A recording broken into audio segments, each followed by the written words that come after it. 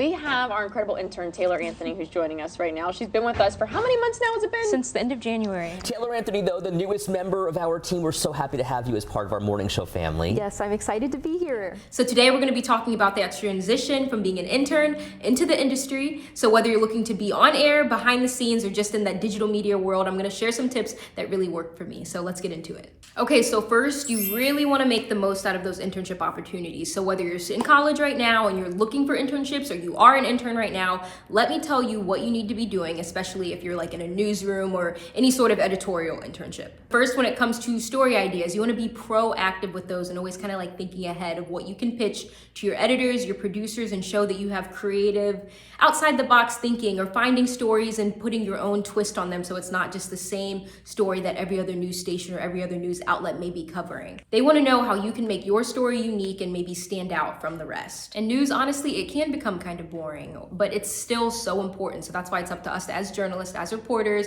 as anchors, whatever it may be. We're storytellers. So it's up to us to find those unique voices, those unique stories that need to be told, and tell them. All right, and number two, I'm gonna say master the basics. So things that are universal across all internships, newsrooms, wherever you may end up. So that means becoming familiar with the news software. So whether that's iNews or ENPS, becoming familiar with those so you can use that to market yourself to other newsrooms to say, oh, this person's already familiar with XYZ software. Really use your internship to get practice with the teleprompter, or whether you can get practice with that at school. Because as a reporter, although you're not always in studio, you're usually out in the field, it's, from my experience at least, it's a little difficult making that transition from kind of speaking and ad-libbing on your feet to then being in studio and like having your script in front of you. I find myself kind of tripping up over my words. So I'm still learning. I'm still very much in my learning phases, but I'm sharing this with you all so that maybe you can get a little jump start on some of these things. And finally, use that internship to network, network, network. What do they say? Your network is your net worth. I don't know how many times I've heard that, but that is a golden phrase, especially in this industry, because honestly, a lot of the times it's all about who you know, who you've met along the way, and who you can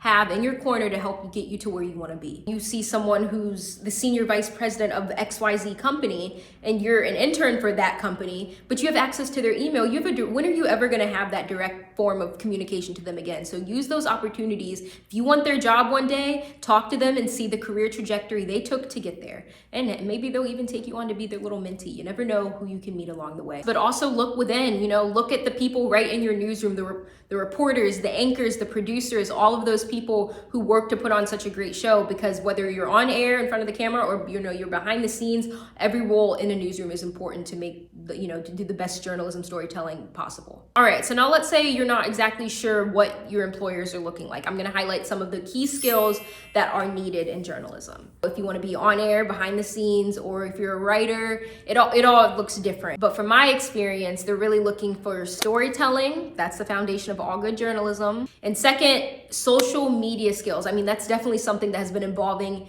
in the industry with the landscape of what news is like nowadays. But social media engagement and knowing how to draw in audiences and viewers is so important. Another skill, your on-camera presence. So if you do want to be on camera, be a reporter, eventually be an anchor or something along those lines, you got to show that confidence and the fact that you can speak when there's a camera in your face, because it's not something that's easy to do. It's something that you kind of learn over time, and it takes practice and repetition. So get as much practice and experience with that, maybe even during school, as you can. Between those few things, your writing skills, your social media engagement, and your on camera or producing skills, I think those are essentially great. Oops. I think those are all great skills to have when it comes to applying for those journalism jobs. All right, so next we're gonna talk about landing the job. So whether your internship is finishing up and you're gonna start looking for a full-time job, or whether you're an internship and you want that to turn into a full-time position. Either one can honestly work. For me, I had my internships, they finished up, and then it was time for me to start looking for jobs. You wanna make sure throughout the time of your internship or throughout the time of your undergrad or graduate coursework that you're keeping your best stuff. So whether that's your on-air segments or a segment that you produced or an article that you wrote or a really great social media piece that you made or anything like that, you want to make sure that you're keeping that on like a hard drive all throughout the time, because you don't want to be stuck and having to go back and try to find all of that. Essentially for journalism, again, you're making a reel or some sort of portfolio to show when you're applying for these jobs, so they can see the content you've produced. So whether that's how you look on air, how you present yourself on air, or how you produce content from behind the scenes,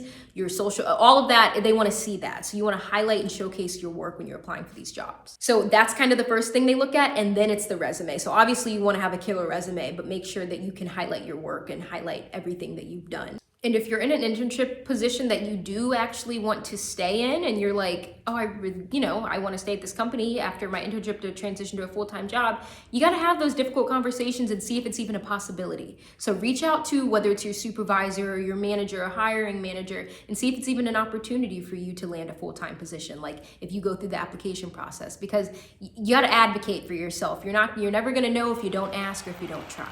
A newsroom is usually a pretty fast-paced environment and fast-paced culture, media culture. So you want to show that you can keep up. If you were to be there as a full-time employee, not the intern, you'd be able to keep up just like everyone else. And as hard as this one may sound, go the extra mile. So news, unfortunately, it's hard to find that work-life balance, especially when you usually have to work most holidays. Volunteer for that weekend, shift when they need a little extra help, or when a big story breaks, you sign up to help out with the breaking news. I think, that just kind of shows your dedication, that shows, you're the one. But all that to say, you still need a work-life balance, because that's important, but it is good to show as an intern, like, oh, I have the drive, I have the hustle. Let's be realistic. You're not always gonna get hired right away out of school, out of your internship. So what do you do then? Now, I'm very thankful that I did have the opportunity to start right out of school, but honestly, it would have been nice, like being in school for 5 years straight, I never really had a minute to take a second for me and just breathe. But I'm so thankful, I am so blessed. But I'm just saying that it's okay to have the time in between school before you start your job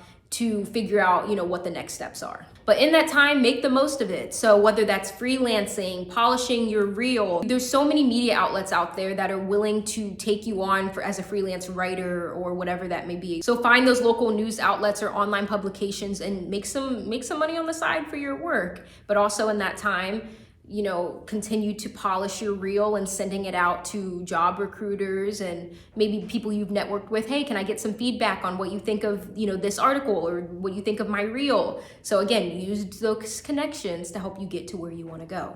To also take the time, do some more informational interviews. Use the network that you've kind of built for yourself and reach out to those people and say, kind of, where you're at, what types of jobs you're looking for. If you want to just meet for coffee, or if you have time for a quick Zoom call just to chat through some things, you don't have to make it like it's a transactional thing, like I need something from you, but more so just like I really just want to talk through some things or ask you some questions, rather than like I'm reaching out specifically for a job. If you did find a mentor, you want to keep in touch with them, because they will help guide you along the way. But also look for different networking events and expand your network and meet some more people. I had the chance to go to NABJ, which is the National Association of Black Journalists, and that was just such a great and empowering experience for me before I even entered the industry. So utilize those experiences, those networking experiences, to further help you get to where you want to be in your career. And finally, whether you're on air, behind the scenes, or print, or whatever it may be, take this time in between internship to job to polish your reel, show your best stuff, get feedback on it, and tell, what can be fixed, what else should I show, what should I take out, or, polish your portfolio, get those best articles up there, those best stories, showcase your best storytelling, because that's really what's gonna captivate those hiring managers and get you the interview, which will eventually, hopefully, get you the job. But just keep at it, because persistence, ooh, say that 3 times fast, will get you the job in the long run. It'll be all worth it, and you'll be so happy. It'll be so rewarding when you finally get that offer letter. So now, just kind of looking back and reflecting on my own internship experience, during my junior year of undergrad, I interned with CNBC, and then I did a summer fellowship program with IRTS, which is the International Radio and Television Society. Such an amazing program. And then my senior year, I interned with a local TV station, Fox 8 Cleveland. Then I moved to Chicago. I did my journalism master's, and the summer before I actually started working full-time as a morning reporter, I interned at a Black-owned media company called True Star Media. Shout out to True Star. But all of those experiences helped get me to where I am today. I'm so thankful for the people I met along the way, but I also learned some important things along the way, and that's why I want to share this information with you all. So that's pretty much all I have for you today. My top tips for landing that first job in the media industry, journalism edition. And to my fellow journalists out there, keep reporting, keep growing, keep thriving, and if you are looking looking to get that first job, just stay determined and use all the opportunities you can to keep growing and make yourself that person that they want to hire. So if you found this video helpful, like and subscribe to my channel for some more journalism career advice and insight into the industry. And then also let me know below in the comments what else you'd like to see. Thanks for watching again, my second video, and I'll see you all next time.